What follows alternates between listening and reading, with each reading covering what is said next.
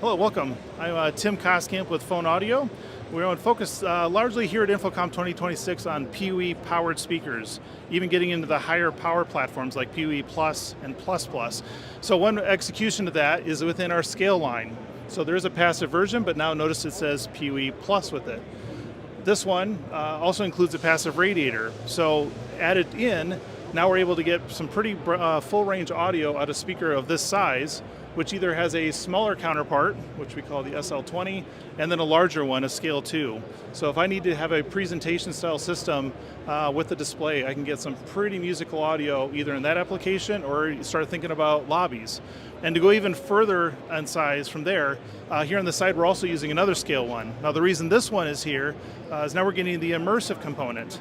So it's just another speaker, just another channel in the network. Now it's just a question what we do with it. We're not just doing stereo audio, it's like what does your immersive application look like? So in all these applications, we've got Dante running in the background, so a very easy format to get in and out of.